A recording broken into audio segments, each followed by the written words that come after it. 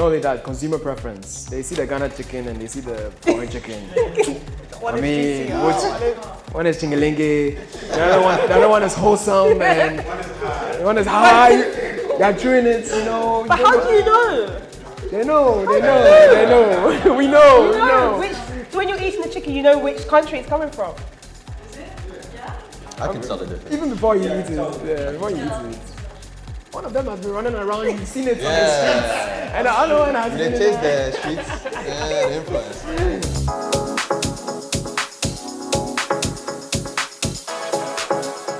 Welcome to the 6th edition of ATFUX. Stands for All Things Front-End UX.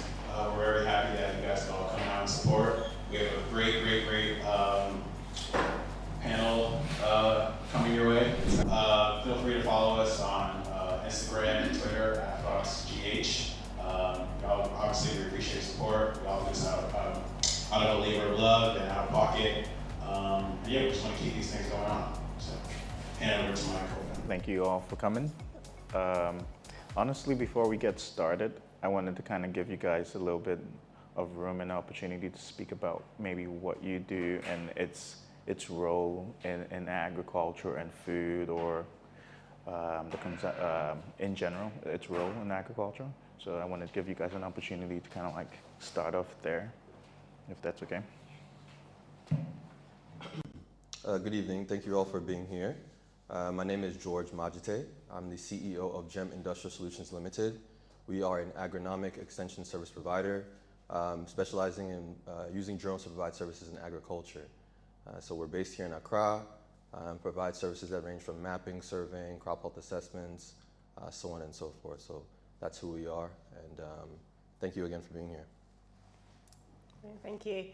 Thank you for having me on the panel. So my name is Lorraine Wright. I am the head of sales for a Ghanaian-based startup called Grow For Me. We essentially are a crowdfunding and commodity trading platform where we enable anyone, wherever you are in the world, to sponsor crops, maize, soybean, pineapple, rice, and so forth, from wherever you are in the world, and also support smallholder farmers by giving back and also generating impact, but also generating returns for yourself as well. So we are very much, I see ourselves as a Pan-African, but also a global company. We have a lot of sponsors across the world, and I am the person that interacts predominantly with those people. So in terms of how we position ourselves, in terms of agriculture, we're really enabling anyone, a retail investor, to get involved, to become a digital farmer wherever you are in the world, and also become a commodity trader as well. So that's great for me. I think I need to talk to you after. My name is Abdallah Eko Smith, and I'm one of the managing directors at Ghana Food Movement. There are two others here.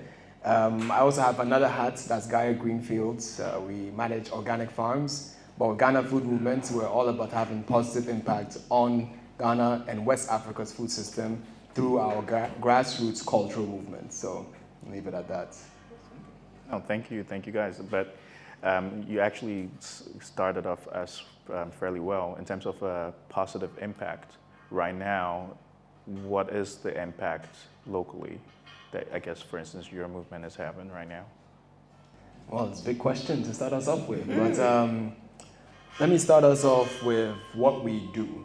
So we, as a movement, host events, and these events are basically trying to get people to interact with food, not only just food in general, but local cuisine, and imagine it in a new way.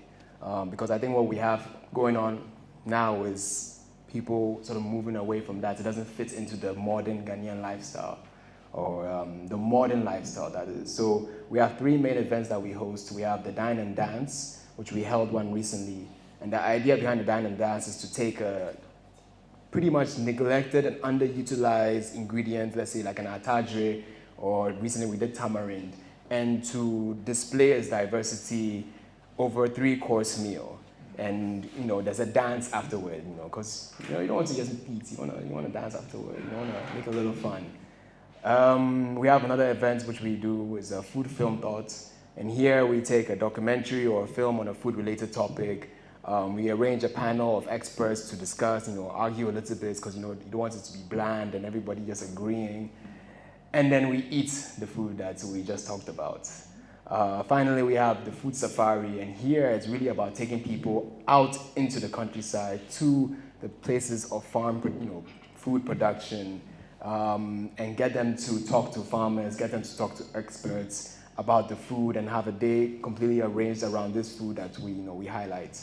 Recently, we did plantain. We visited the Sankofa plantain factory. We also went to a plantain farmer site as well. And then at the end of it, our chef Emmanuel over here hosted a kelewele workshop where people, made kelewele themselves, and now they can make kelewele. So this is kind of how we go about our events, is to mix it with fun and mix it with education, so people can see not only how local ingredients can be used in their everyday lives, but also seeing how it can be sustainable with how you go about the farm production as well. But in terms of sustainability and the idea of using local ingredients, I don't know if anyone would want to speak to this. Is there any specific reason, like you said, you're finding out that we're not drawn to using the local ingredients in the modern Ghana, more or less, is what I got from what you said. Yeah. So is there any particular draw or correlation to why we're not using that in relation to sustainable farming or sustainability in general? So let's look at modern food. People go to the shop. They buy something that is packaged. It's easily packaged, it's moved across who knows how many miles before it reaches the shop. The person buys it, moves it in their car, puts it in the fridge, and then eats it. This is kind of where, not every Ghanaian eats their food like this, but this is kind of where we are heading towards, right? This is how the global, the Western world, deals with it. Now, let's look at that for fufu. How are you going to package the soup? How are you going to package the fufu itself? First of all, where is it going to be pounded? Where is it going to be preserved? So you are getting an idea of our food is not very easily packageable. So this is where there's, I think, a sort of a gap between the two. Our food is not very packageable, and the food that is packageable is a Western style of food. So it makes it easier to just slip it into this machinery that goes into the global world and global transport systems. Curious if off the back, that's the question right there, the bridge between agriculture and technology. Is it that we haven't invested enough in the research on how to package our food, or is it just impossible? Because, there are prepackaged soups, right, in the Western world. Curious why if it's more of a research. If you have anything on this to say? Just to your latter point, right?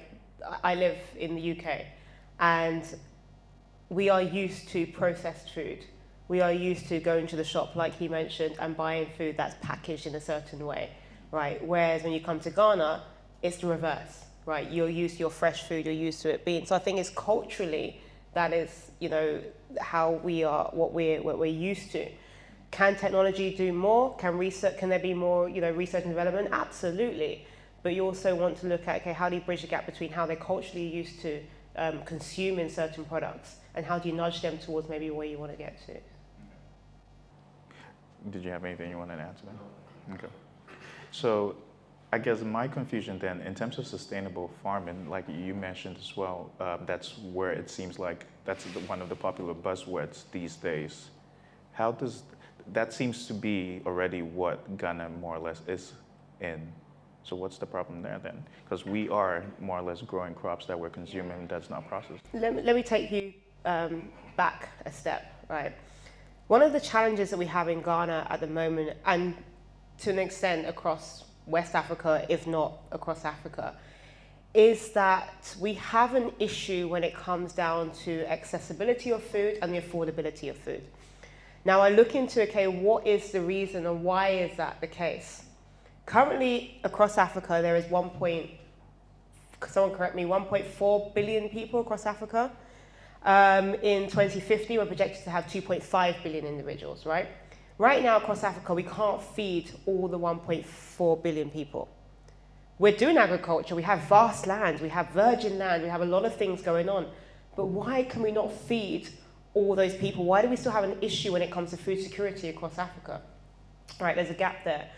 And I look at it and we think about it, and at Grow For Me, we're trying to solve this issue. One of the biggest issues we're trying to solve is how do we make food accessible and affordable for everyone? So if you think about it, I want to ask this question to everyone else. When you think about the farmer, how old do you typically think of a farmer as being? Just shout out some numbers. 60. That's typically what you hear about. You hear about a middle-aged or older-age farmer. So what's happening now, because our farmers are aging, they are 60 and aging, you tend to find that, okay, their kids who they will normally hand down to are running away from the farming jobs because they think there's not enough money in the farming and in agriculture. So those people that let's use Ghana.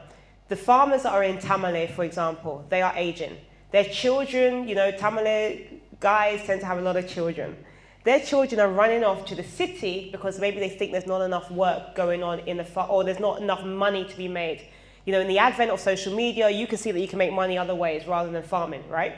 So you're going to run away, meaning that there's going to be a gap, right? Meaning that the farmers, as they age, there's going to be no children to take over from those jobs. So there's going to be this gap, right? So what we at Grow For Me are trying to do is to plug that gap by putting as much investment into the agriculture space to help to make it attractive to young people, right? So there can be that sustainability. You've been asking about sustainable farming, but it's something that we need to solve first systemically in order to make sure we've got that sustainability, right?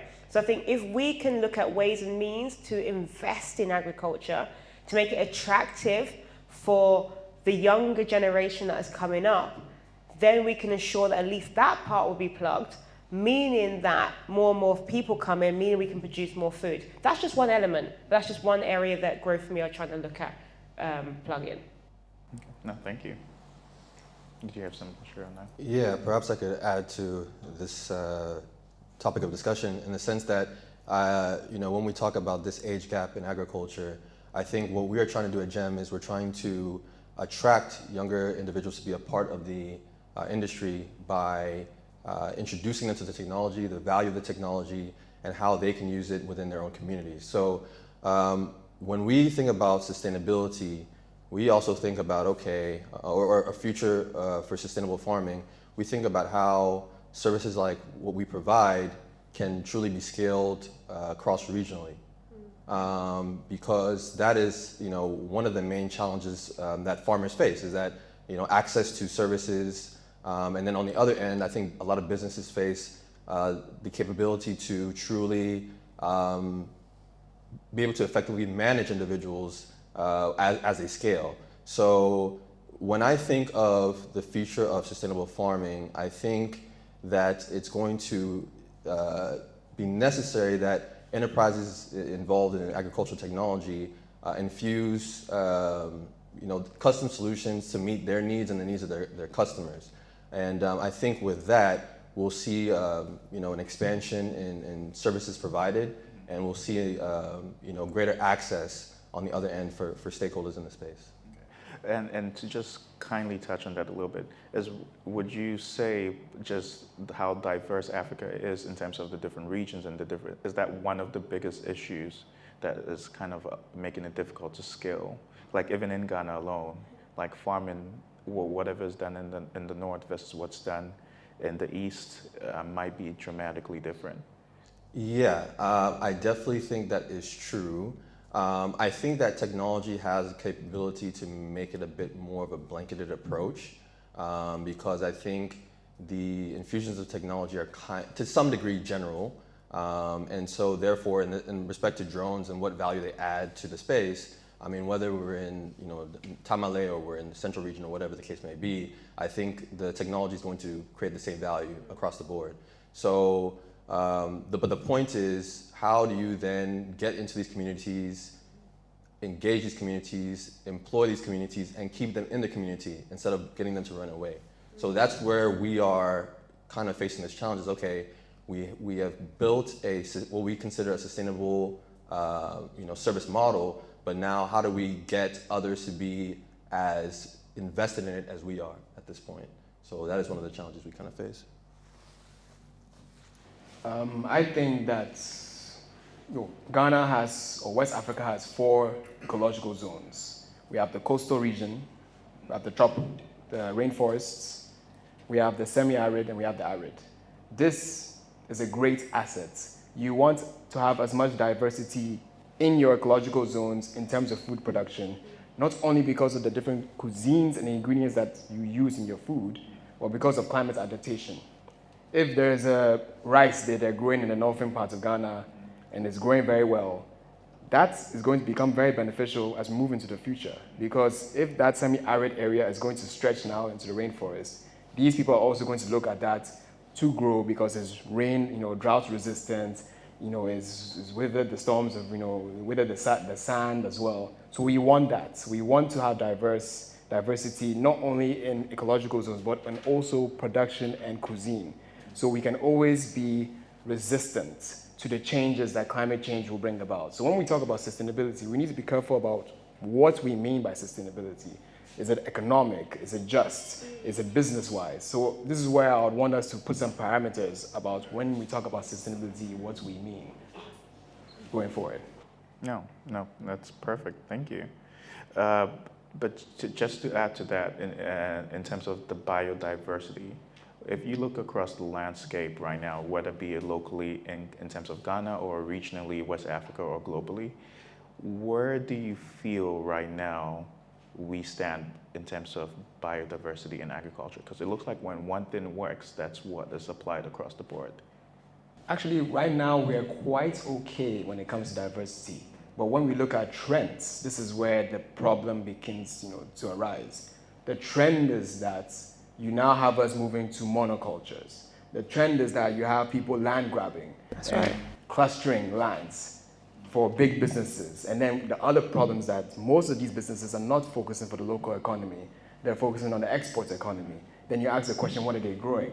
For instance, if they're growing foreign banana, they have to add a lot of inputs to the land to grow the foreign banana, fertilizers, chemical pesticides.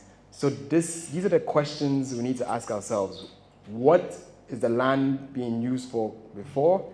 How is it being changed? And what is the trend? What are the trends looking like? So we are in a good place now, but the trends are moving quickly away from that. Yeah. Why is it important to focus on, and anyone can answer this, why is it important to focus on what we were doing before if it's all about improvement as well? Well, I can touch on this a little bit. It's funny because before colonization, globalization, we kind of have our farming systems in place. We had our local cuisines and we were feeding ourselves, right? And then development came along, the Western world came along, and then all of a sudden what we were doing was wrong, And so the great irony of all this is that now we have this climate issue, we have the sustainability issue, and one of the greatest contributors to this is the modern agricultural system. And the answer now is that, we need to go back. So now it's kind of confusing, but now we can't go back. So what then do? We need to reimagine what we were doing before, our traditions, our local cuisine, and bring it into the modern world. And this is kind of what Ghana Food Movement is about. Reimagining the local, reimagining the traditional, and bringing it to the modern stage. So yeah, that's... Thank you. Anyone else want to add anything to that? Okay. So also in terms of environmental policies, do you guys have any idea or any input on what you feel should be our focus environmentally right now? In engaging stakeholders in this space, one challenge I think that's often referenced is the fact that when it comes to this idea of subsidized inputs from the government, that there's a sense of favoritism that goes into it. It's very bureaucratic. And I don't necessarily know what the answer to that is, but I think it evolves around this discussion of decentralization. Now, what that would look like in the aspect of, providing inputs to stakeholders, I'm not sure yet. But that is where considering the engagements I have with stakeholders, that's where I would kind of look. Is like, how can we find, or how can we implement certain parameters that would prevent, these stakeholders being taken advantage of, essentially. I think it not only takes the stakeholders themselves speaking up, it takes the enterprises that are serving them speaking up, and then it really just takes individuals within the higher ups, the government, to really take note of what is needed and have some sense of empathy, because I can tell you that stakeholders are really struggling out here, especially now. I think excellent point. Just to touch on that as well, I think you tend to find when you go back to the grassroots and you think about, okay, the smallholder farmers, what challenges do they face? And I have conversations with them.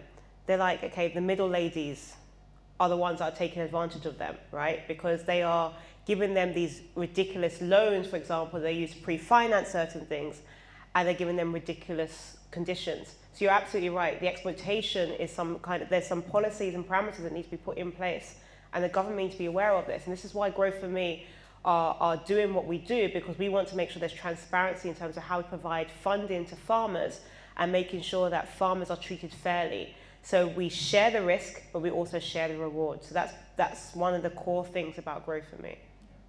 Thank you. That makes a lot of sense.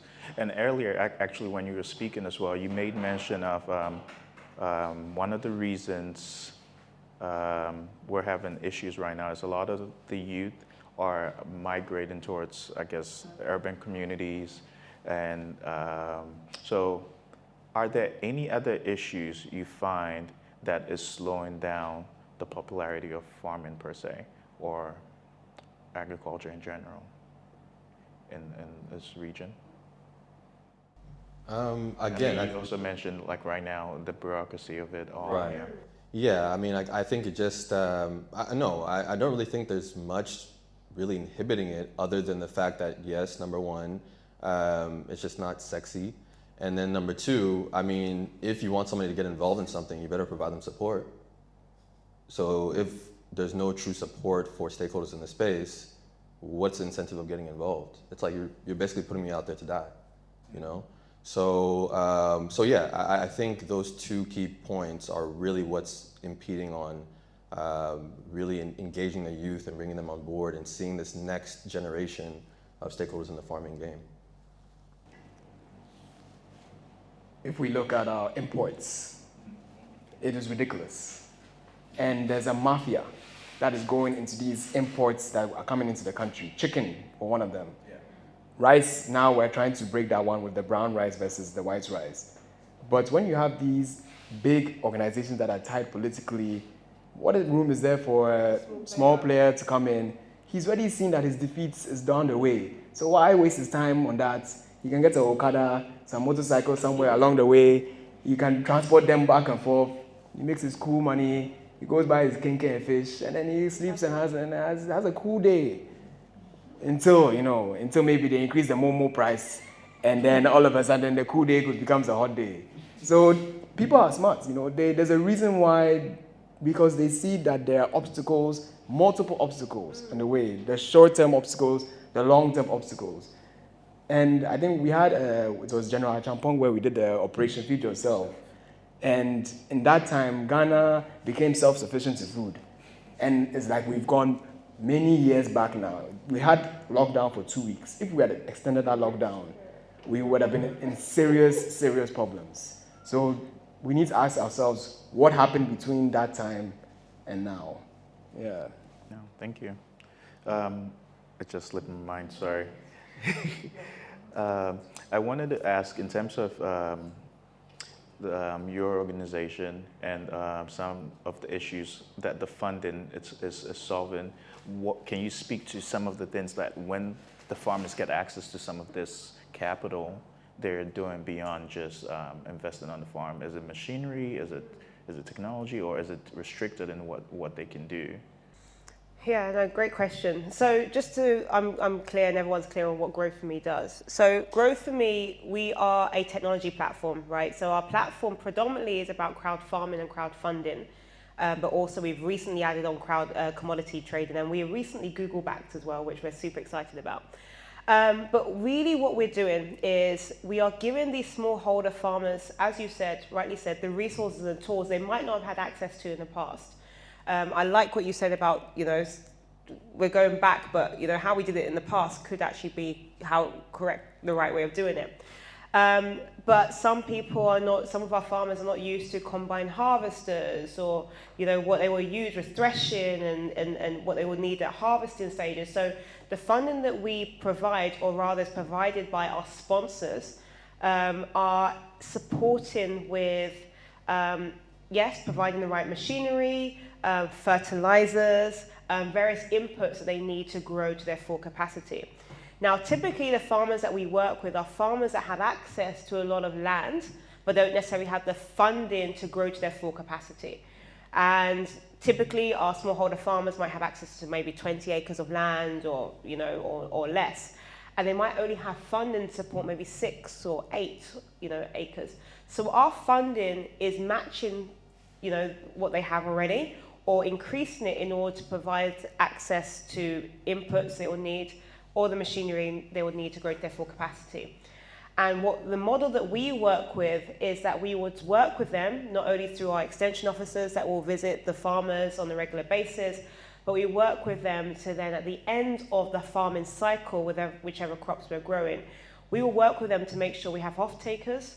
So at the point of harvest, we've got off-takers ready, we're trading with the Ghana Commodity Exchange, and then we're generating a return. That return is then split between the people that provided the funding, i.e. we call them sponsors. So this could be anyone that has as little as 200 Ghana cedis to sponsor. We split it between the sponsor, the farmer, and we at Grow For Me as the platform provider. We now also provide commodity trading. So we enable people to pre-finance commodity trading.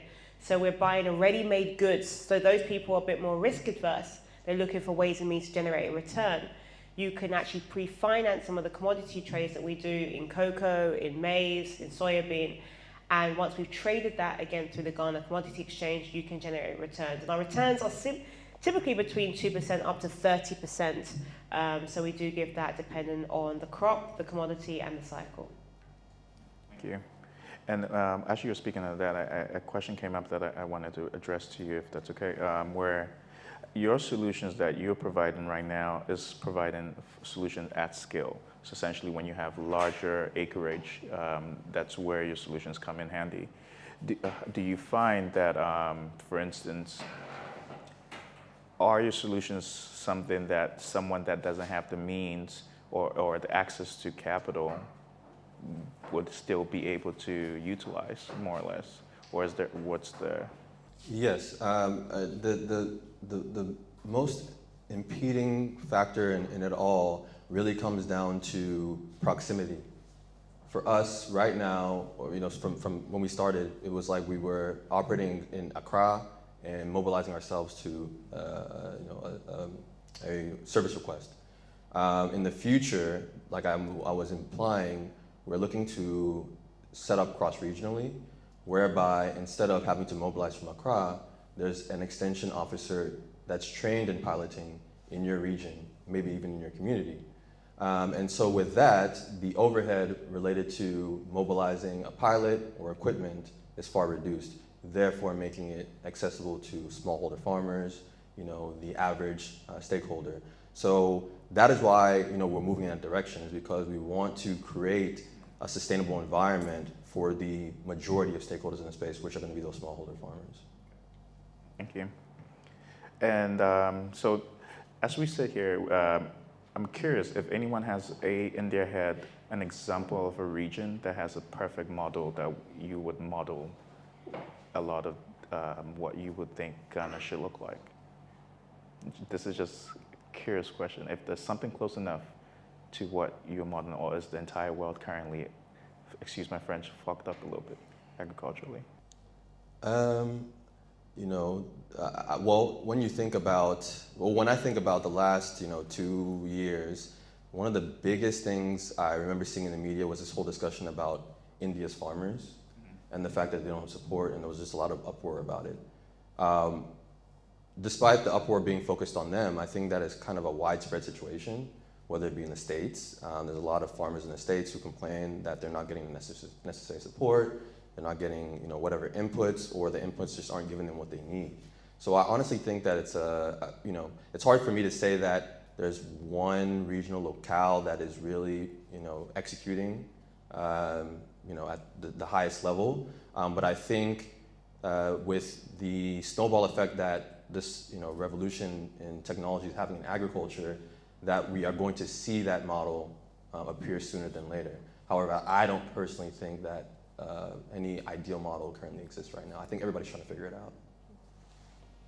I agree. I think there's no one size fits all as well. But there are certain things that we kind of picking and choosing and looking at, okay, oh, that looks interesting. One of the challenges, especially with the farmers that we work with, being smallholder farmers, they don't necessarily have access to irrigation methods, right? So a lot of them are relying on rain, they're rain-fed farms.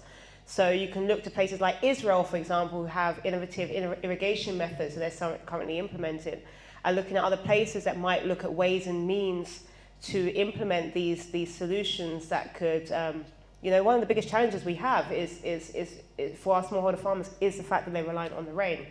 Last year, most people that know that are in the area or the industry will know that, you know, the drought last year was shocking compared to this year. This year, the rain has been a blessing, you know, even too much, right? So our crops, some of our crops, a lot of our crops failed last year. So something we seriously need to look into is how do we get irrigation techniques or methods at a low cost rate. And one of the things that Grow For Me are looking at doing is how we can involve a lot of our sponsors, so these are our retail investors, to get involved in actually becoming equity partners or sponsors into these irrigation systems and techniques. So that's some of the things that we're looking at the moment. But again, to answer your question, we're looking at places like Israel, like other places that are employing certain techniques that make sense.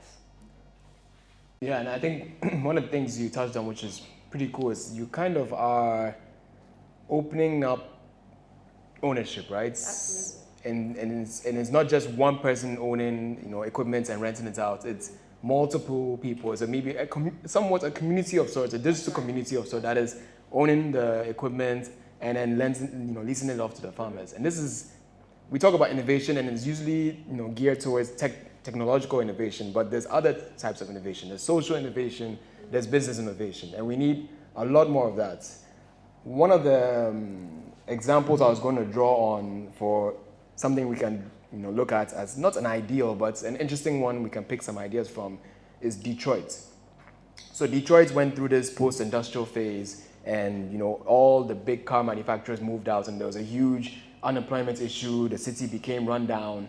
But in the vacuum, what happened was that the community began to take charge, and all of a sudden, all the lots that were left, you know, and abandoned became community farms. So all, you know, the underprivileged children would work on the farm. It became a community farm. And one of the things we take for granted is how and who produces the food. Is it democratic or is it totalitarian? As in, it's one company that is producing it, they set the price. Currently in the US, 4 companies run the beef industry. And if you look at the world commodities, food is probably 5 companies that pretty much circulate the food that we're, you know, getting in our supermarkets and stores. So Detroit had an interesting example of how a grassroots community came and, you know, took ownership of their food. And now you go to the farmers markets every Saturday, you buy your food from the farmer, you know, maybe even your child has helped in the farm, you know, over the course of the week. And these are just small examples of how we can grow something out of these instances. And something we need to think about more of in Accra as we just concrete everything in sight. And we are going to be really, you know, looking back when we had trees to walk under for shade. In the next 10 years, a lot of those trees are not going to be there. So a lot of the things to do with food have to do with, you know, our environment as well and our living space as well. It's not just something we eat, it's the environment we grow in as well. So a lot to think about. And I wish I had more ideas or more examples to pull from, but that's it. So that whole thing ties back to my thinking where, like, the Operation Feed Yourself, and you said that these small families or small communities growing enough just to feed themselves. That's literally how we started as humanity, right? Just enough, whether hunters or gatherers or whatever, just enough just for your family or your community, so on. So when you think of some of the bigger organizations you're talking about where they essentially rule the world, you can imagine how huge the operations are, right? Collectively, I think you also made a point somewhere, the impact of agriculture right now on the world is pretty significant. In terms of the carbon footprint as well, agriculture has a huge impact of that. Probably predominantly because of the large scale. So that leads me to my question in terms of finding different ways to rely on getting water for irrigation, as opposed to just relying on the way the system works. Because the other ways would be, for instance, groundwater. Consuming that groundwater for a large-scale operation of agriculture may affect something or not. So I guess the question is, what is the trade-off down the line when we're looking at these two things? Because yes, there are alternative, innovative ways that we can do things, but once those are tapped into, the effects of those may actually be more harmful to us down the line. It's a great question, and I'm struggling to find the right answer specifically to your example. But I'm going to flip it a little bit and go to something like, I always struggle pronouncing it, but someone can help me. Hydroponics. Thank you. I always struggle saying it. My tongue doesn't move that way. But if I use that as an example, it's a phenomenon that people are using, right? So it's a system of using soilless farming, but it comes with its own flaws. Right, you're using a sterile environment. Maybe some people like the benefits of things like biodiversity, or when it doesn't exist in that kind of environment. So there are pros and cons. You're absolutely right. There is a trade-off. To what extent does hydroponics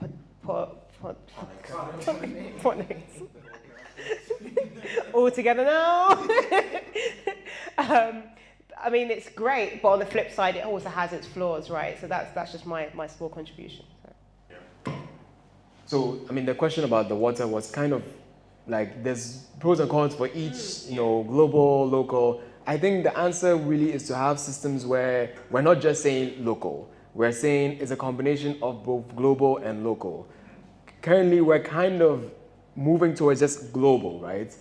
But we need to let the local speak up more. That is, if we can go for, let's say, 30% of your food that you eat is grown in your locality, let's say, then we say 30% is grown within the region, and then let's say 30% is grown globally, or you eat from a global, source globally, and then 10% is give or take whichever one you want.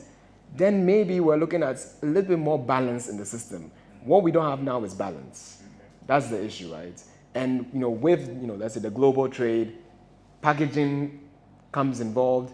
What goes into packaging? What is the water requirements for packaging? What is the material requirements for packaging? And then you scale that up. It becomes a big issue if you want everybody. We have 2.5 billion people expected. If we're going to have that, if we're going to consume our food that way, it's going to have a big impact. But then again, if we're all locally drilling boreholes, we're going to pull out all our groundwater. So there's no answer. There's no one answer. It's multiple answers, and really, and this is where technology comes in. Being able to assess levels and being able to balance them out. And also the policies as well. We need the policies in place. So I was actually curious, as you're talking about, it's like, how do you guys feel, and this is a random stupid policy, how do you guys feel about a policy that says you cannot purchase tomatoes, you can literally just grow it if you want to consume it? Like if that would encourage, for instance, that 30% locally grown where tomatoes are just not sold. Sorry, ask your question again, and who are you speaking to? Anyone that can answer to that. No, who? So no, if it's a policy placed within a society where something like tomatoes or mints or onions that anyone can grow in their backyard are just not allowed to be sold in supermarkets, which encourages that community to. Ghana are not allowed to. Ghanaians, the 30 million people in Ghana are not allowed to buy tomatoes. They should all grow it. Is that who you're talking to? You want to consume it. That's an example of the policy. I want to be very clear. Okay, so if that is an example of the policy, so you've now cut out a tomato farmer's income, right? But you're encouraging everyone to grow, but then some people's back gardens might not cultivate tomatoes, so then they're not going to have food to eat because they can't grow it. So. But that's the thing. It's just. And it's a great question. I like the fact that we're brainstorming here. I'm trying to just think through, right? I mean, it's almost like Ghana. Or you can still purchase the tomatoes. It's just that they're significantly in the supermarket. It's just a significant tariff or something on top of it. I see. Okay. Interesting. Anyway, It's a good great question. yeah, Does anybody in the crowd have anything on Anyone, this? everyone want to say? Ghana government says you cannot buy tomato, you have to grow it yourself. Still has an answer. It's similar to what Champon did. Yeah. Feed yourself. So my granddad had a pond in his house, about half the size of a football field. He had plantain, he had tomatoes. So my mom and her siblings, 11 of them, team Atamia 11, just ate from home. Most of the stuff they would actually need to buy from the market. So the question then comes, what happened after that policy was scrapped? They just started going to the market. You know, and right now I can tell you, my uncle is throwing rocks into the pond. So then the question of culture and who has time and what is the cost benefit of, you know, maintaining a pond with tilapia and catfish versus buying it off the market, you know. And to say just about a stupid question, you probably live in an apartment. Like my place, for example. How are you gonna grow? I don't have any grass or sand to grow it, so it's difficult. Then you use for hydroponics. you understand? And that's a great idea. Some of these things can actually be championed. Say, I was listening to a podcast a couple of days ago about two guys who decided to grow mushrooms with coffee waste. Yeah, and it was nobody had done it, but it was a way of being sustainable and renewable.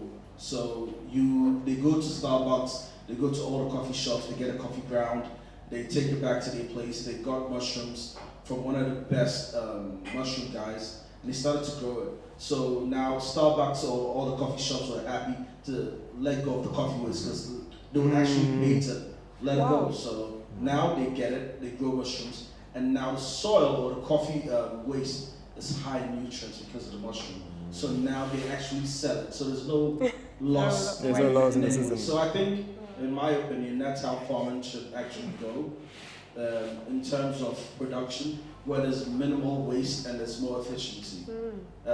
Yeah, like for example, I was very disappointed when for the first time I had Grow For Me. It was not in Ghana, I was in Rwanda at Kigali Technological Summit.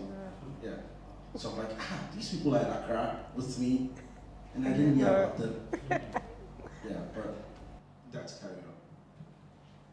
all right, thank you. And actually that leads us to a good segue of questions from the audience for the panelists as well. Any questions from anyone? All right, in the back. Hi. I think, that concept mentioned is a very protectionist approach. And it was definitely carried out during the war period when, again, there wasn't access to agriculture for large-scale feeding of people. So it's definitely something I feel Ghana would definitely benefit from, and even help create new economies of scale, especially if it then became like a tomato bank where individuals could contribute to the national or international supply of tomatoes. Then that's when you can start looking at international exports and other markets. So it's kind of been done before already, but again, I definitely feel Ghana has to take a more intentional approach if they want to help feed their own people and outside of Ghana rather than importing. I think one thing that Ghana has done, someone keep me honest here, but one thing Ghana has done, for example, in the next 2 years is a ban on importing rice, right? So with that, it's a prime example. Is it not the case? No, I didn't know. No, it's Nigeria, right? Ghana is doing it as well, as far as I'm aware. Keep me honest here. Someone keep me honest. If it is Nigeria, but I thought. I believe there's discussion. Nigeria has already banned it. Right. But rice is a staple food in Ghana. If that happens. That's like one of the biggest import products. Exactly. Exactly, right? But it's then forcing us to grow our own and eat and consume our own. Yeah, but I think you cannot start with saying, oh, we ban it, and then because then there is going to be deficiency. So you would first have to make sure that you're able to grow it yourself. And Grow For Me are doing that. Hey, business. So probably if if there's a policy like that coming out, maybe that's why maybe it's going to take 2 years. Yeah. If there's a policy. If That there, would be the best, right? I know. It just yeah. same with chicken. Chicken. Chicken, like if you could grow your own chicken. Which we could literally. We literally we have that issue in the UK. We import a lot, but we can grow our own chicken. I mean, not, It's a little colder in the UK.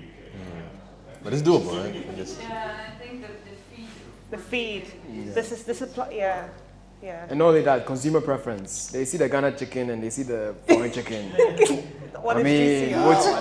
one is chingalinge, the other one is wholesome, and one is high. They're chewing it, you know. But how do you know? They know. We know. Which, so when you're eating the chicken, you know which country it's coming from. Is it? Yeah. I can tell the difference. Even before you eat it. Yeah, before you eat it. One of them has been running around, you've seen it on the streets. And the other one has They been taste the streets and influence. From Ghana, eh? But it tastes good.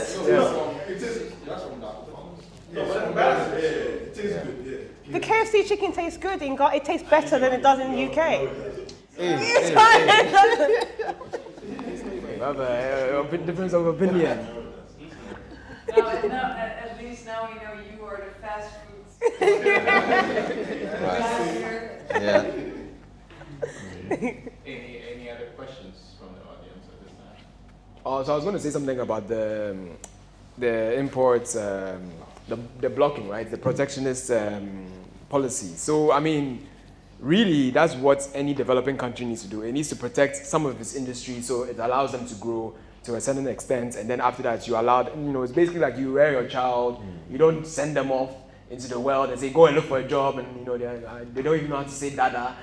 You rear them, you take them to school, and then after that, you prepare them for the outside world. But because of structural adjustment programs, because of neoliberalism, Ghana did not have that space and time to do that. We had from transition from PNDC to democratic rule, it basically said that if you want any money from the IMF, you guys need to open up your markets. And that basically just laid the foundations for us to never be able to protect any of our industries. And that's why you see a lot of the industries, outside industries, imports, lobbyists being so strong here, because we basically opened up our doors for the foreign markets and there was no way we were ever going to compete against them.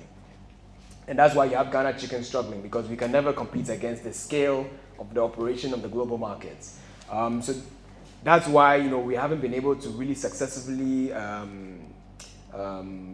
run a protectionist policy. But increasingly, we're trying to do that now with cocoa, with Côte d'Ivoire. We're trying to form partnerships with our regional brothers and sisters. And this is kind of what you do to develop economies, on a macro scale. But without those, our industries will face a lot of backlash. Not backlash, they will be unable to compete. And that's where also things like Grow For Me come into play, where we can get funding from people within to support these people so that they can find innovative ways to grow their food or grow their produce at a cheaper rate that can compete. It might not be able to compete now, but it should be able to compete going into the future. I have a question for Grow For Me.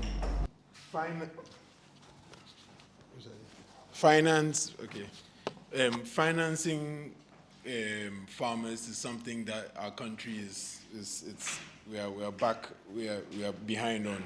That's why I really appreciate what you guys are doing.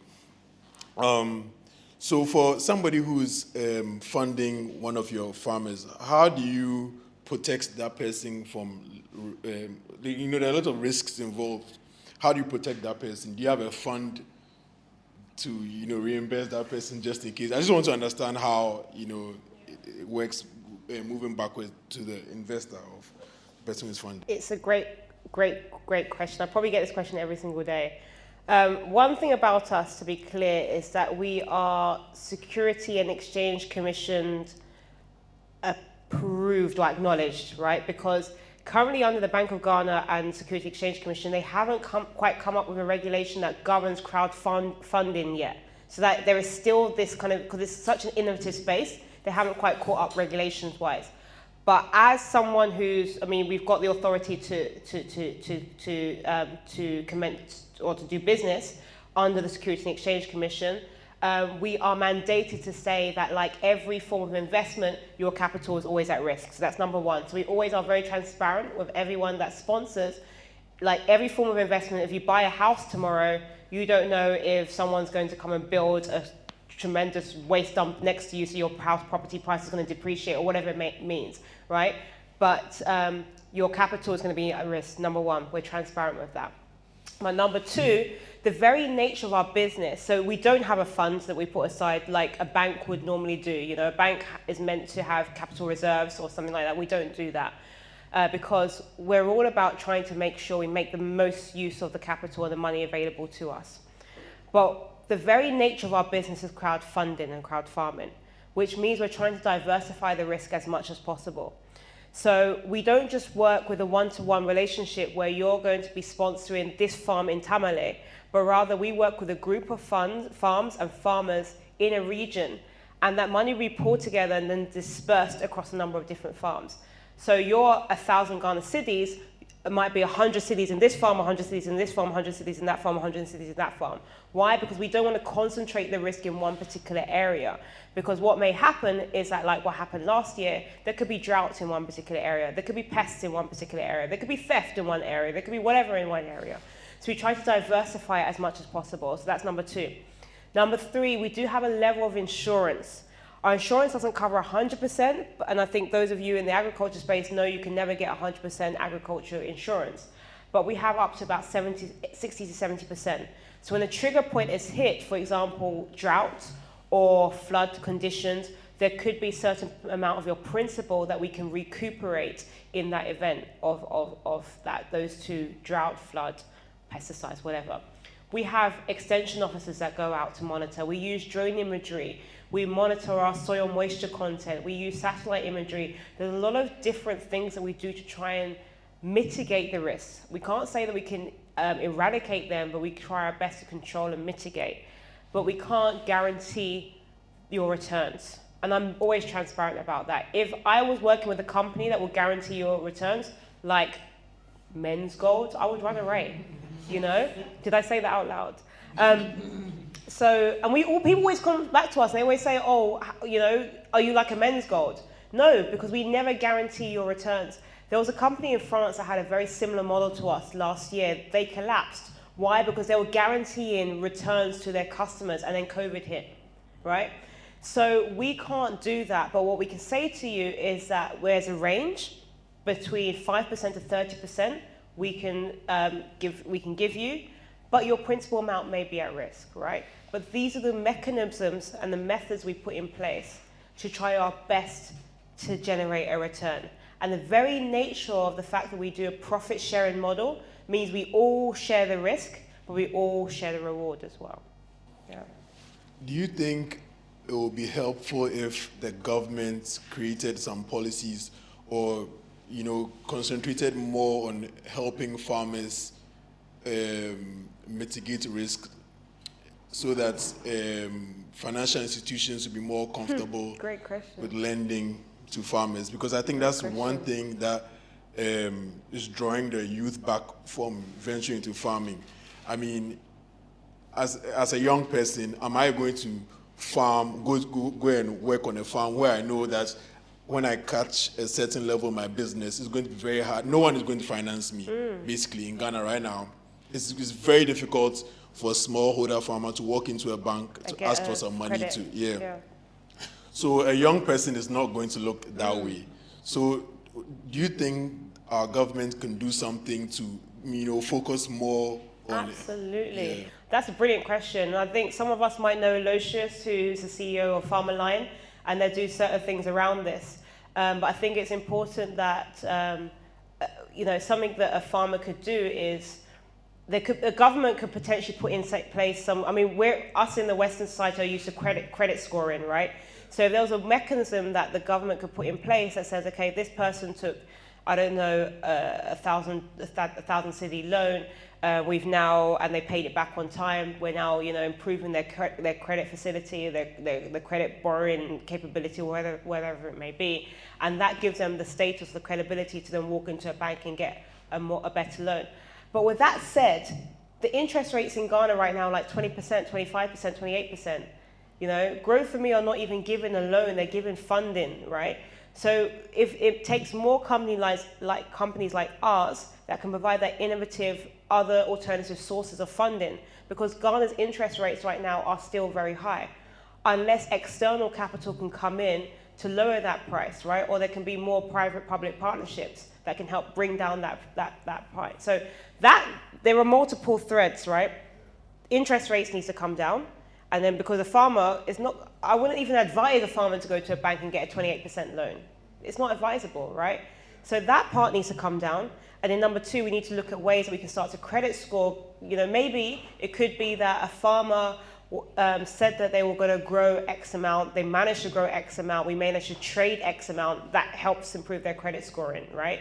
So they've now got assets behind them, and those assets then become collateral, and then they can now go and use that to get financing. There are those kind of methods that maybe the banks can put in place. There's certainly more that can be done, absolutely. Yeah. One more question. This is for any of you guys. What do you think? Do you think the smallholder farming model or system is benefiting us as Ghanaians?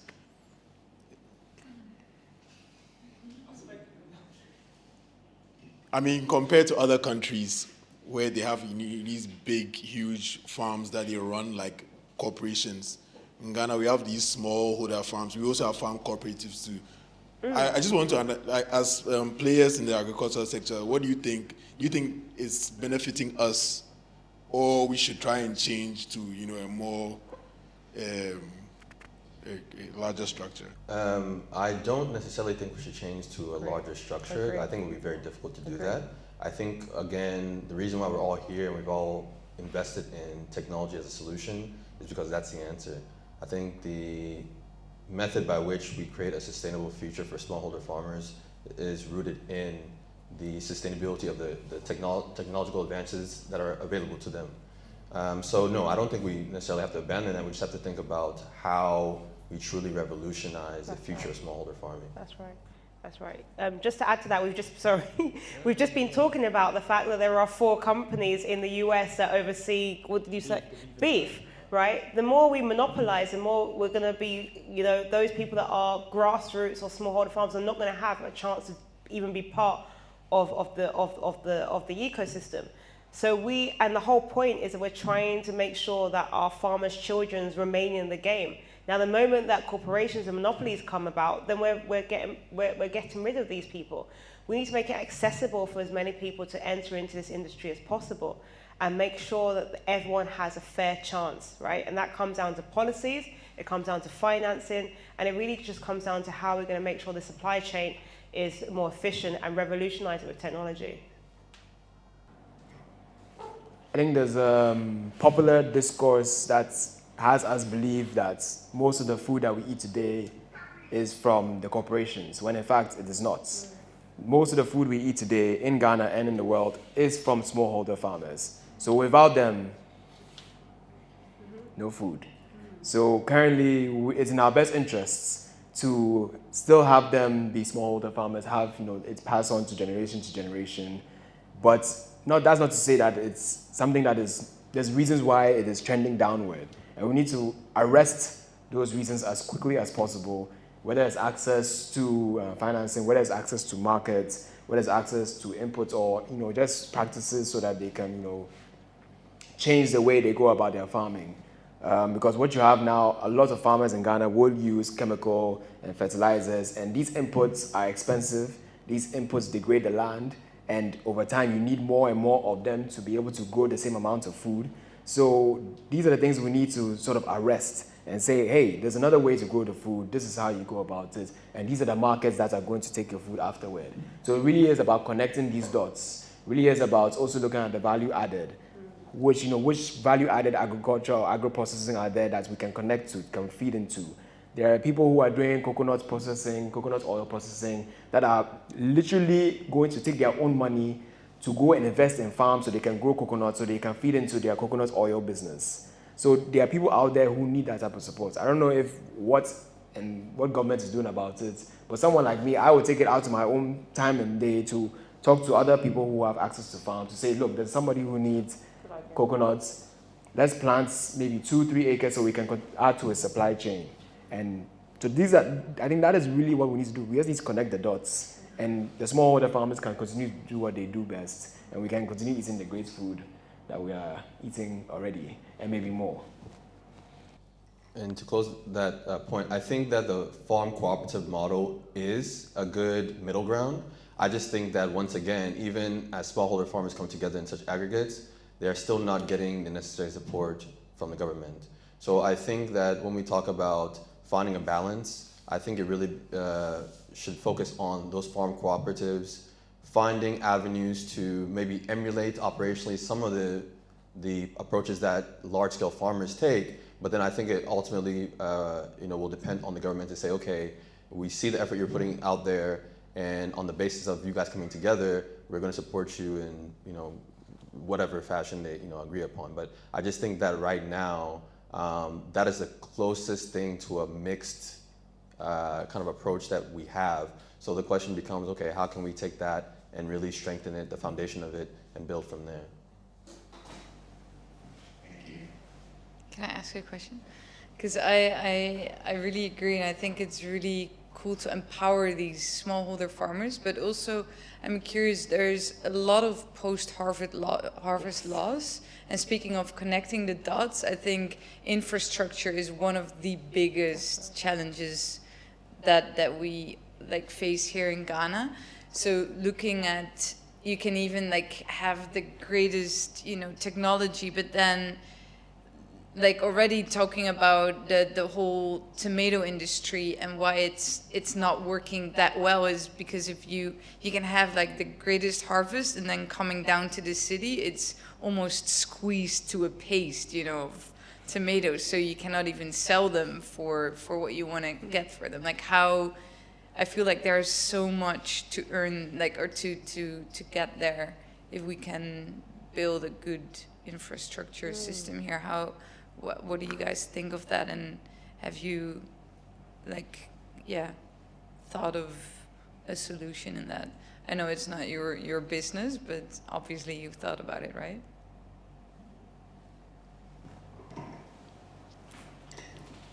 So, a farmer in, let's say, the developed world, they don't have to worry about water.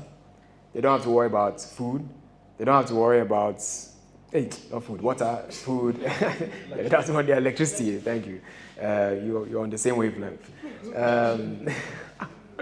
So water, electricity, road, and what else would they? Yeah, and maybe even internet. Ghana, even internet. Let's even talk about internet. And corruption. There's corruption there. Just a different type of corruption. Yeah, a different type of corruption. But we, I have a farm. Luckily, I'm on the road. I have a tarred road that goes to my farm. If I don't have a tarred road, I will not be going to that farm every day. There's no way that would happen. We don't have electricity on site, so we have to use solar panels to power our pump to draw the water out, and that is an 100,000 Ghana cedi investment. Which farmer is going to be investing in that? Even the crowdfunding stuff, will you be able to get your money back in the next 2-3 years? So the infrastructure thing is a big issue. We are at an infrastructure gap, and we need to quickly catch up so that these obstacles for the likes of us can get more involved in farmers, because I think that's really the key, right? Us reaching out to the farmers and finding ways for us to form trusting relationships, first of all, for them to respect, and for us to also respect their trade, and just really doing the basic human things of understanding each other. And then from there, we have a basis to then look to build the infrastructure, for there to also support each other financially, and just ensuring this life that we live, which is very short, and we want to enjoy it as much as possible as well. So the infrastructure question is a big issue. But why is the government not doing anything on it? Why doesn't the government do anything, or do they do it and we just don't see it? They do it, but they do it in select places. I mean, they do it around their offices. Exactly. You can see it, right? Or actually, a lot of the inter-regional roads are built for trade and commodity. If you have the roads coming in from Tamale through, a lot of those constructions and roads were predominantly done with the idea of commodity moving it around. But I think the issue is that some of these smallholder farms are in remote areas that if you want to go and find them, it's difficult. In America as well, if you go to the south, the rural areas don't have access to water.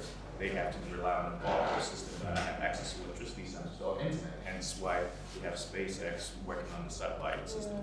So it's a similar situation. We just have more rural. Yes. Right. But I think one of the questions that I picked up on, or the points I picked up on significantly, that the biggest challenges we have in agriculture is post-harvest losses, right?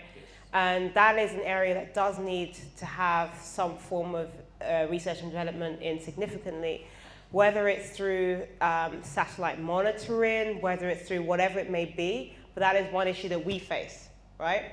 It's the recovery, and it's, you know, it's the point of harvest, it's the recovery, and it's then also that point of you recovering it to the point of trade. There is losses at that point, you know?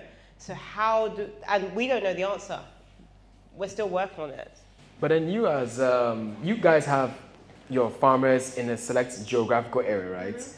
For instance, you can say we have 100 tomato farmers in this area. What then is stopping you from saying we're going to create a cold store in this geographical area, so everybody who farms a tomato, we're going to put it here, and it's going to be here for a day or so, and then move it to the market after that?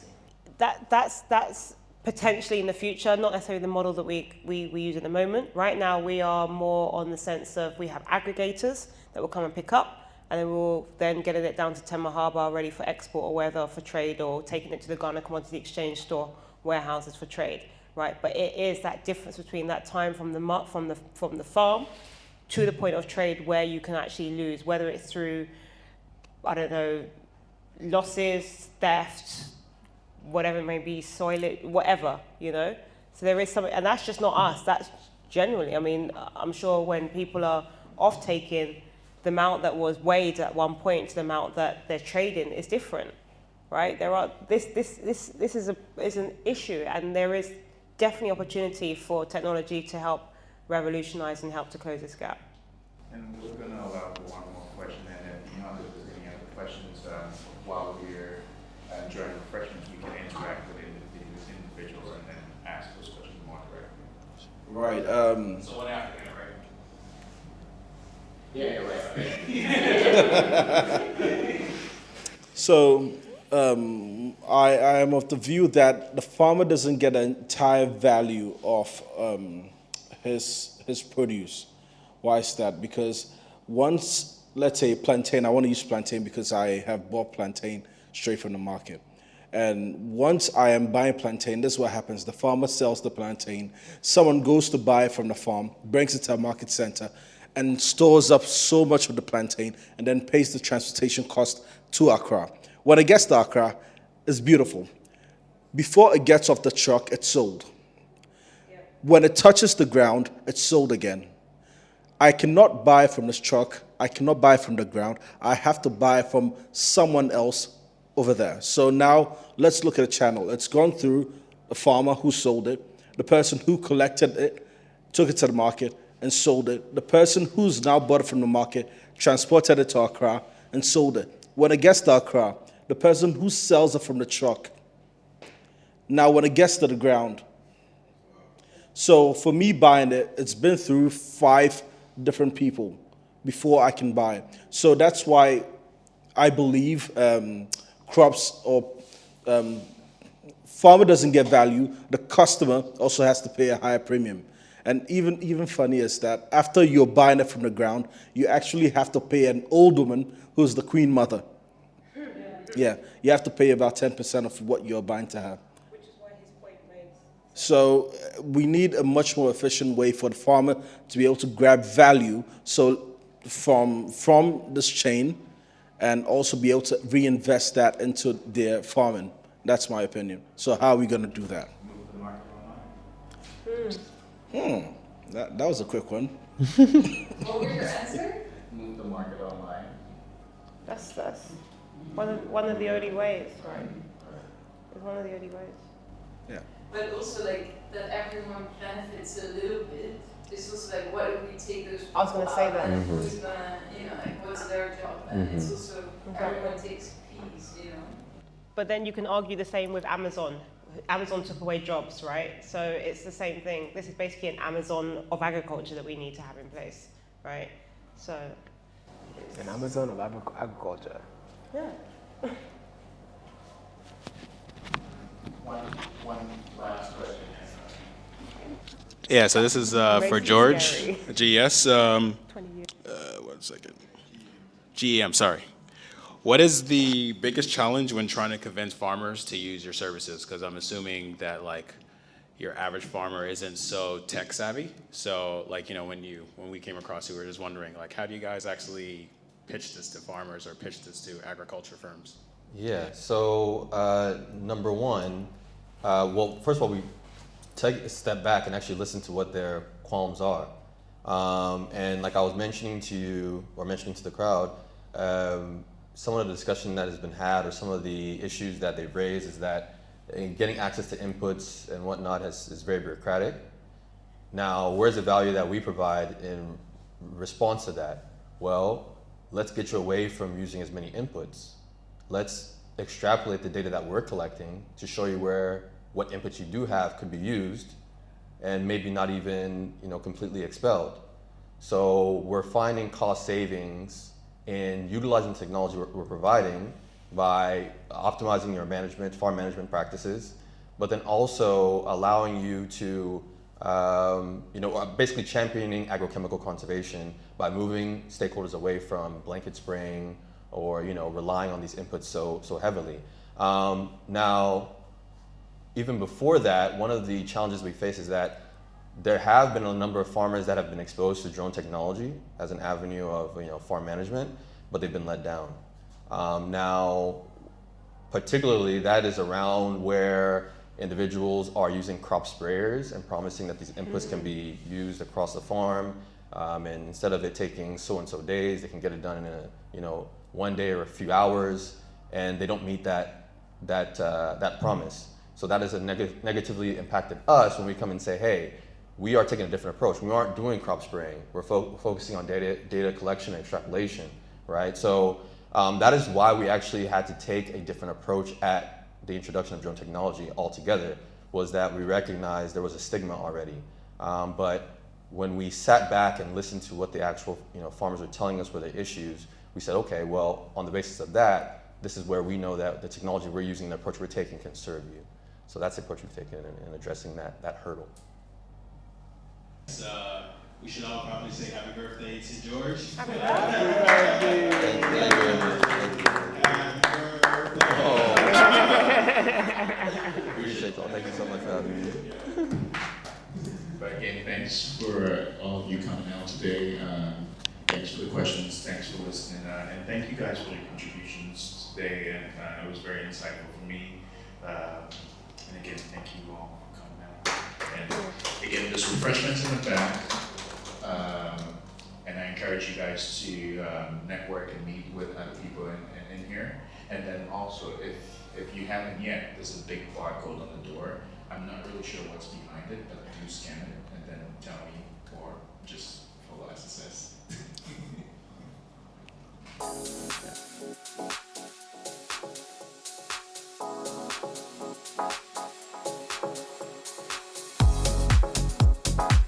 Hi, my name is George Majite. I'm the CEO and co-founder of GEM Industrial Solutions Limited. GEM is a drone service delivery provider specializing in the provision of tailored agronomic extension services. So in short, we provide mapping, surveying, crop health assessment services, all using drone technology. Today we had a great discussion here at ATFUX about agriculture, about the industry, about where we see it going. And I think it was a very insightful conversation, and hopefully the crowd got a lot of insight out of it as well. So I look forward to the next discussion, and we'll see you all next time. Hey guys, I'm Lorraine from Growth For Me. I am the head of sales for Growth For Me. We've had a fantastic evening this evening, having an amazing conversation about agriculture and the role of agriculture and technology. A lot of questions came up really about the role that smallholder farmers plays, about the challenges when it comes to biodiversity, about the challenges when it comes to environmental policies, about everything, you know. A lot of questions came up about post-harvest losses and things like that. But really right now we want to go away from the conversation, but really into impact, really to making a difference, making, you know, all those ideas and, you know, the challenges we're faced. We're really looking for us all to rise up, identify those technologies that can completely revolutionize some of these things, right? So it's really a great conversation just for us to kind of brainstorm, but now it's all about action, about how we're going to actually close the gap and make an impact and make a difference with technology in the agriculture space. So yeah, stay tuned. Hopefully there'll be more of these, and hopefully when we come back, there'll be more progress. So yeah, great to be around. My name is Abdallah Eko Manuel Smith, and I'm a managing director at Ghana Food Movement and also a founder of Gaia Greenfields. We are a grassroots cultural movement, and we're all about having positive change on Ghana's food system. And thanks to Kobe, we were able to come and attend this event and participate in the panel discussion on agriculture and technology. It was a wonderful event. We had a great conversation. We talked about food, we talked about our agriculture system, we talked about government. And hopefully some solutions will be brought up after this event as well. So looking forward to the interaction. My name is Akon. I'm a co-founder of GEM. Actually, one of the panelists is also from GEM. Today I learned a lot. Agriculture and technology play a very important role in our country's agricultural sector. So these panelists over here gave us an insight on the challenges our country faces and what we can do to, you know, develop the agriculture industry. So it was very insightful, and a lot of ideas came up just from being here and listening. So something that we should keep up, and I appreciate being here. Hi, so my name is Jude. I'm an entrepreneur. I am the owner of Blue Carrots. So basically what we do at Blue Carrots is we produce cold pressed juices. And on the side, I am also a management consultant as well. So I heard about this event and I wanted to find out and pick people's brains on how they're struggling with things like post-harvest losses. For example, yesterday I ordered some pineapples and they delivered more pineapples than I needed. And the question was, they did that because they didn't have anyone to push on these raw materials to.